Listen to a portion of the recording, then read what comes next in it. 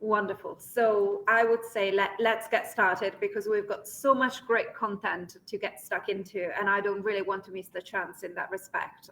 So I'm delighted to be introducing our next session, which is a case study of a great project, which is all about building up an inventory reduction game changer project in 100 days. So I love the fact that it is time bound as well. And with me, I'm delighted to have Steve Baird from Royal Dutch Shell, his colleague Vinay Tiwari from as well Royal Dutch Shell, and Adriano Garibotto from Creatives. So gentlemen, welcome first and foremost. And I'd like to start off with you telling us a little bit more about your roles. So Steve, if I can come to you first. Okay, thank you. So I work within the contracting procurement department within Shell. My role is the innovations lead. So effectively digital innovations, that is. So what I'm doing is I'm constantly looking out for new ideas, new digital solutions that are intended to solve manual business pain points. Wonderful. Thank you, Steve. Vinay, can I come to you? Yeah, sure. So my name is Vinay Tiwari. I'm part of what we call a group chief data office within Shell. And so this is a group we created a few years ago to really look at the data foundations of pretty much all kinds of data across Shell. And then I particularly focus on the procurement and supply chain function. So the team that Steve is part of. And then I look at the topics around data foundations, around digital projects that are data dependent, etc. So that's kind of my role. Wonderful. Thank you. And last but not least, Adriano. I'm Adriano Garibotto. I'm in charge of the sales and marketing here in Creatives and one of the founder of the company. Wonderful. Thank you very much. So let's get straight into it. As we said, it's a project. It's that has delivered some impressive results. Steve, I'll come to you first. Mm-hmm. What did you set out to solve for, and how did you go about it? Okay, so maybe if I could just share a couple of slides on this and maybe just talk through the background to the project, if that's okay. But before I get into the detail of what we were working with Creatives, I maybe wanted to put things more into context of where Shell is in 2020 and also where we are going as far as our strategy is concerned. So if you look at the company just now, we have approximately 83,000 staff working in Shell, roughly speaking. We're currently producing 3.4 billion barrels of oil equivalent per day, so a significant number. We're spending around about $907 million per annum on research and development. Now, part of that R&D budget is allocated towards digital enablement, the digital enablement in order to support our future strategy, which we are calling Powering Progress Together. So this is all around about how Shell, as is the case with many oil companies, are looking to navigate their way through the new or the net zero targets that we all have in place. So Shell's intent is that by 2050, we should be carbon neutral. That is the intent anyway, or net zero anyway, as far as our emissions are concerned. In order to do that, though, of course, we want to do it in a sustainable and profitable manner. So one of the areas that we're always looking at is how can we use digital tools, digital processes in order to improve our business in order for us to meet this strategy. So if you then put into the context of why we're working with Adriano and team within Creatives, we had identified that there was a business problem insofar as with our thousands of data points, we had multiple materials across multiple databases. And the impact on that is twofold. First of all, for someone that's wishing to create a new purchase requisition, they found it difficult in actually finding that item. And secondly, of course, the risk of having multiple stock items housed within our various warehouses. So we identified the fact that there was a friction. Why was it an issue? Well, we estimated that potential cost here could be around about 29 million euros in value, so a significant cost impact. Now, in order to resolve this, we didn't want to put a solution in place that solved the problem overnight. What we wanted to do was test the solution to see whether or not it's something that could actually work. So we introduced the Game Changer project or Game Changer process. What Game Changer is intended to do is to narrow down the scope of a problem and identify key data points that allow us to validate whether or not it's something that we can solve in a short-term 3-month timeline.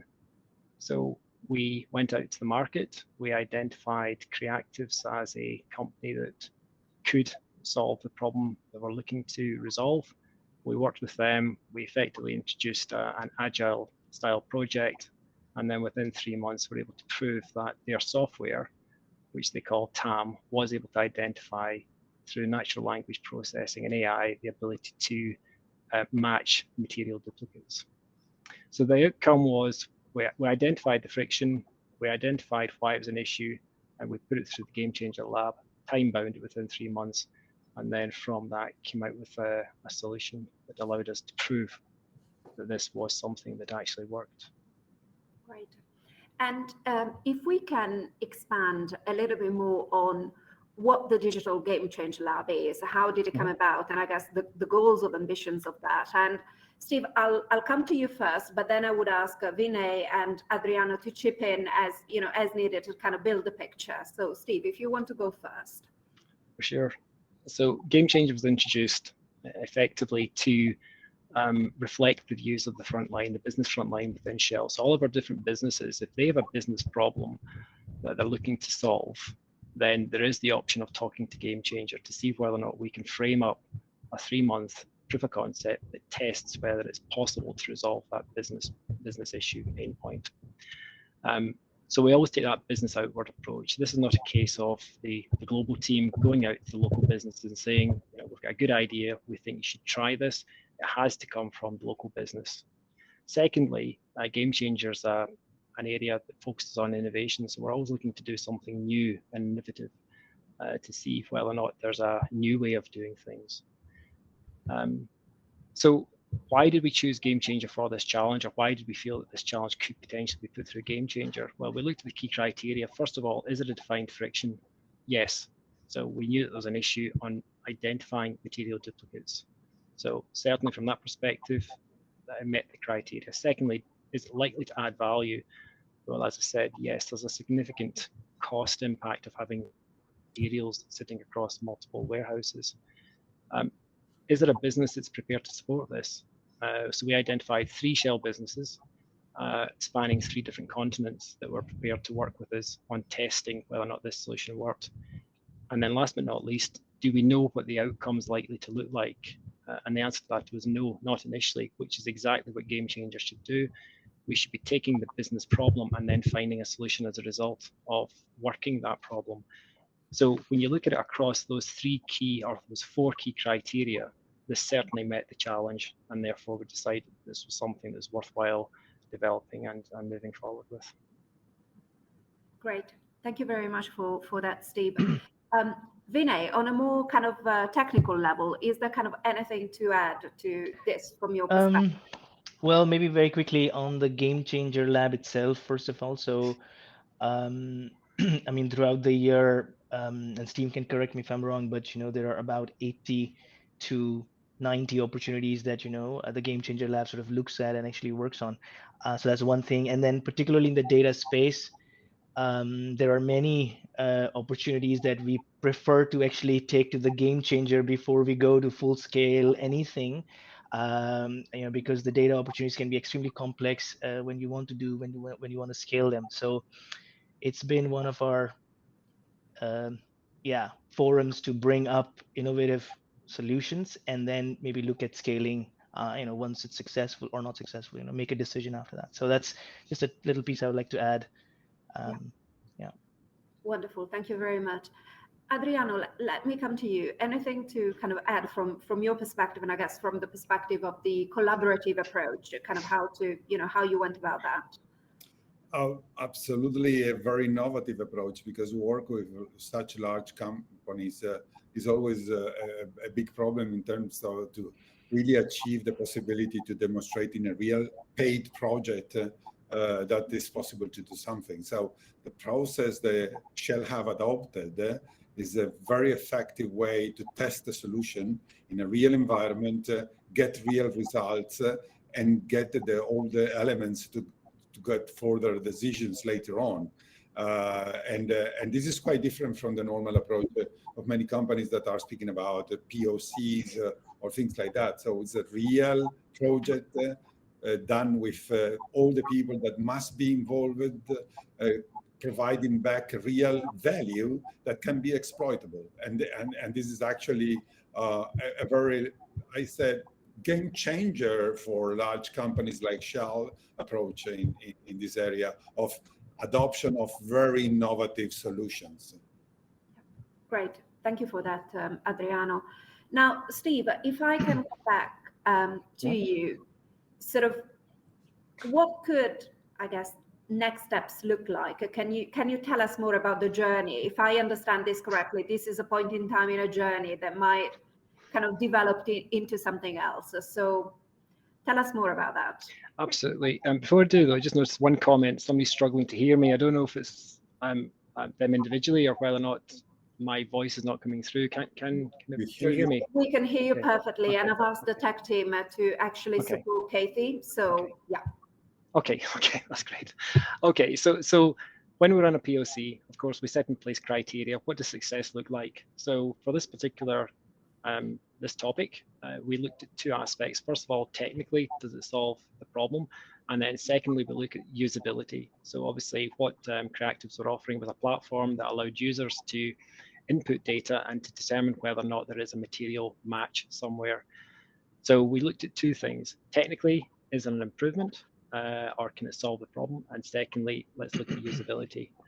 So a bit of a busy slide, this one, but maybe if I just draw your attention to the graphs, the ones on the right-hand side.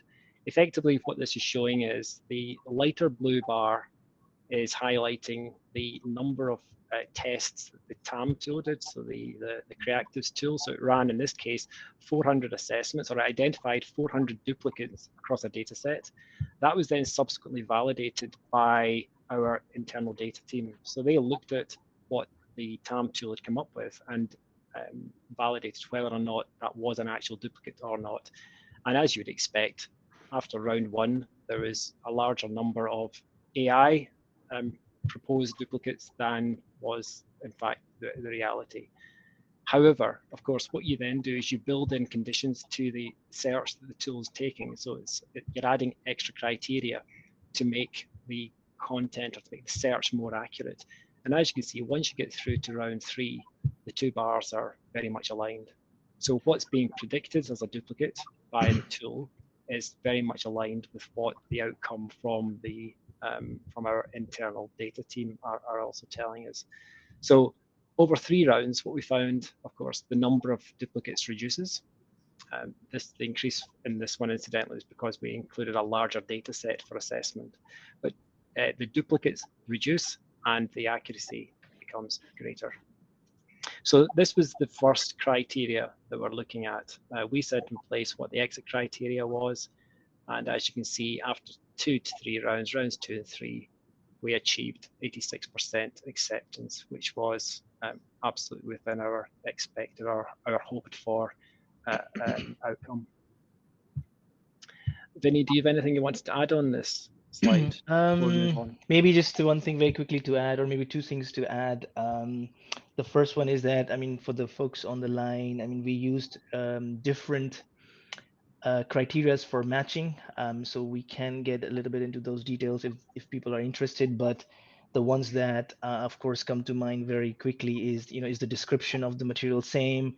Is the MESC code, which is one of the coding standards, is that the same or not, etc. And then one thing I must highlight is that the language of our materials can, of course, also vary, because Shell is a global organization. The materials can be put into multiple languages in the systems, and I think that was one of the key things also that Creatives product was able to catch and help us with. That's a bit there's a bit more technical part about the criteria used. We can go further in detail if there's any questions around that.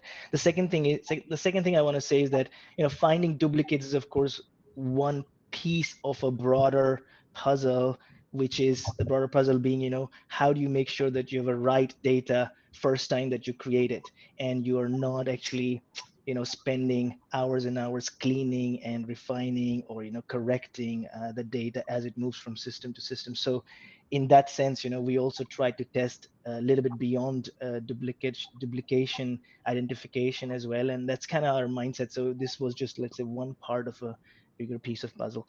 But I'll pause there and see if there's any further questions. And yeah. Thank you very much for that, Vinay. Oh, sorry. No, I was just going to say, sorry, yeah. that was the, Yeah. I didn't mean to interrupt, Lorenzo, but this was obviously part of the assessment that we did. So we did the technical assessment, and then we followed that up with user questionnaires. So we went out to our business users and our testers that were involved in the assessment, and we asked them questions around about how easily they found the tool to use, for example. What was their overall satisfaction? How reliable do you believe that the results were? And then put it into these charts. So as you can see, overall, it was a very positive, strong outcome through customers. Our overall satisfaction, nearly 93%. Were the objectives made, then 92% felt that yes, they certainly were. Now, the reason I'm showing you this is when we do a game changer, once we get to the end of it, I then do a post-investment review. So obviously we had to allocate funding in order to do the POC itself. That's sanctioned by an executive board.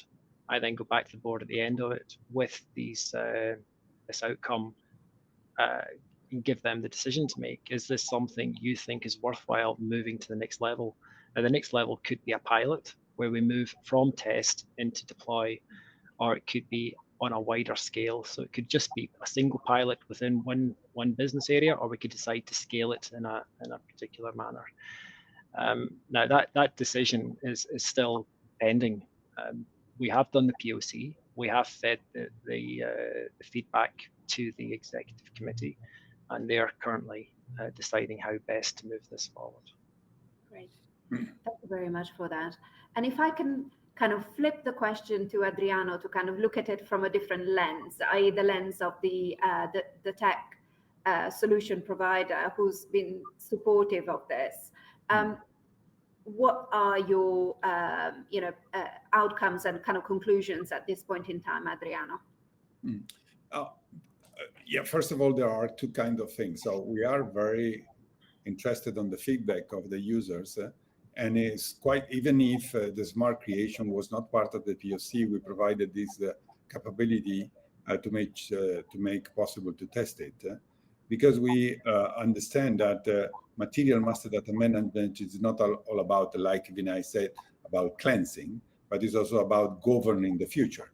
And so the problem of the barriers between the users and the current ERPs or transactional system in place is that there is a friction between the human being and the system, making possible to maintain the quality of the data over the time. So the smart creation is focused on the possibility to assist the people that are able to describe what they need in whatever language, whatever way they want to say, and suggest if a material already exists and then is not useful to create a new one, or by the contrary, if it does not exist, create in a safe way. And so this is all about governing the evolution. And I think that this outcome from this testing is quite positive, because it means that there's a real need of that on the people. Say that today, the day-by-day activity of the people is very, let me say, not efficient, because the possibility to make mistakes in the current landscape is very high. And so the people tend to be more comfortable if they are able to have a support by the technology, by the artificial intelligence, in order to do not make mistakes, or in order to do not provide by data to the system. The other element that I want to consider is about oil and gas industry itself. So, I mean, today we have Shell, we have many others oil and gas companies, but specifically this experience with Shell was quite useful for us because we have improved our knowledge base about the oil and gas industry quite well. And that means that artificial intelligence, previously Steve mentioned the fact that in 3 sessions of the training of the artificial intelligence, there was a high convergence between what artificial intelligence is able to understand in the data of Shell and what is the human being accepting like a clear and good understanding. So this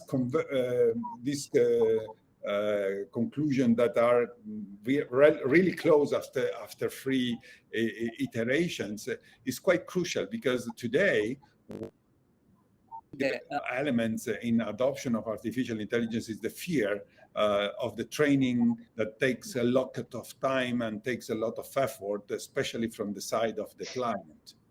And so what we have devoted our technologies to make possible that we can get the contribution of, in this case, many people coming from 3 different continents.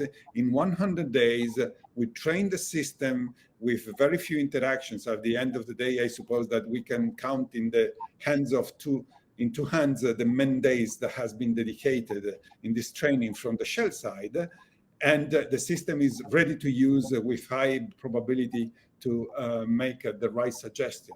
And so I suppose that this is crucial for the audience to understand. So this is really a game changer in terms of adoption of an AI solution here. Great. Thank you for that, Adriano. And now, before I kind of ask another question, I want to reiterate that this is, really an opportunity for all of the delegates who joined us to pose questions. Please use the chat and we'll address them. We've got about 7 minutes to the end of the session, and I'd love to get to a question or two if we can.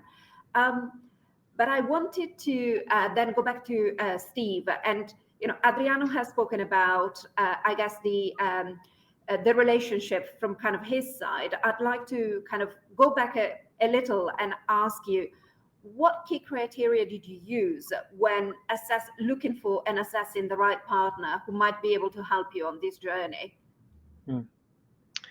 I think the first question we had to ask was, what was whoever we're going to work with able to provide a technical solution? Did we believe that their solution would resolve the issue or business pain point that we were looking to resolve? That was first and foremost. Secondly, of course, the question is this a company that we think we could work with? So was there was there a likelihood that we would be able to collaborate well together in order to develop this solution? So those, certainly from my perspective, were 2 of the key criteria we looked at. Technically, of course, is first question you ask. Secondly, is there the likelihood that you've got a relationship that you can build on? Yep, absolutely. And kind of going back to Adriano's point around the usability and I guess the kind of the friendliness of the solution, I guess, can you elaborate a little bit more from kind of your perspective? What's the what are the requirements, or what did you perceive as being the challenges for adopting AI within your business? Whatever we adopt, we need to be user-friendly. It needs to be intuitive. There's no point in bringing an AI solution in place that requires, significant training in order to learn how to use it. So whatever we wanted to introduce had to be fairly simple and easy for the user to understand and interact with, and also give them the confidence that the responses that it was providing were accurate. So if you looked at the metrics that we were, the previous slide when I was highlighting the feedback survey, one of the questions is the results reliability. Do you as a user feel that this actually meets your objective? Do you trust the tool effectively? Because if you don't trust it, then you're not going to use it. So simplicity, intuitiveness, and confidence that it's producing the right results were really important to us. Yeah, great. Thank you for that, Steve.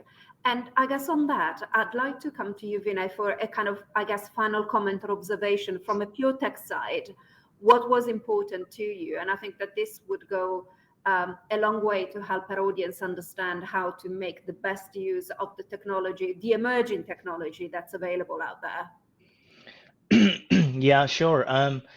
So maybe one of the things I must mention is that, Shell is heavily SAP centric in our ERPs. We have a lot of ERPs and massive ERPs from SAP systems. And one of the key things that we had in mind when we were actually going to make a selection for this is that, okay, whichever product or company we select, can it actually work with our backend SAP ERP systems or not? And because that is more or less like a make or break kind of a criteria in a way, right? And we were actually very positively surprised when Creative sort of came on the board, and there were many people in the selection panel who were involved. Actually, the real users, process architects, who sort of actually designed the end-to-end process as well. And it was, I must say, quite a nice surprise that it was a new product that could actually work with old systems. I must say, like the backend systems that we have, like extremely heavy, non-user friendly to a large extent. And so that was a big thing, and we didn't actually, to be honest, expect that. And to have that, and I would sort of encourage the people who have joined the call, to sort of look at it from that perspective, because Shell has massive ERP systems deployed over the last 20-30 years, and this thing needs to actually be able to work with that. And that was a key part of the POC, in a sense, for us to test. So I would just leave it at that. So there's, of course, a legacy backend, and you need to sort of add to it a new technology that is both front end and and also work with backend. That was a key item, and so I'm really glad that it came out successful. Yeah. Great. Thank you very much, Vinay. And Adriano, I saw you smile as Vinay alluded to the pleasant surprise that the new system works with the old system. Anything to add on, I guess, the future, the opportunity for an emerging tech such as the one that Creatives offers? As my colleagues, Steve and Vinay knows very well, we are in a transition. So SAP ECC is moving to SAP HANA. There are other movements, etc. And obviously, this is a situation where is a unique opportunity for the companies to cleanse up the data, because the fact that you can move to migrate the data that are correctly defined, correctly cleansed, and enriched, etc., will make the adoption of the new technology landscape more powerful, and the promises related with this new environment will be maintained more easy if the data you fill in is the good data. So we need to avoid the old saying, IT garbage in, garbage out, declined in many different and more hard words, but is the concept here. So here is that data is a key enabler for all of the activities related with the procurement. And right now, the possibility to adopt this kind of solutions that make it possible to deliver value in a very concentrated time frame with low effort from the client side, in client of us, obviously. I suppose this is a game changer. I know that from the IT perspective, tends to be more a problem of the procurement. So we have this big thing. Procurement, stay calm. We will take this, but later on. But I suppose that this is really a topic where procurement, generally speaking, must to make possible that his voice is heard loudly by the IT, especially, because otherwise we lose the momentum here. Right. Is a specific momentum that never comes again whenever you migrate worse data, you are there with so silos before, silos again. So nothing has changed. And that's the lane. We don't want that. So on that, it's all that we've got time for. So I'm going to thank Steve, Vinay, and Adriano for such a great session. And thank you very much, everyone, for joining.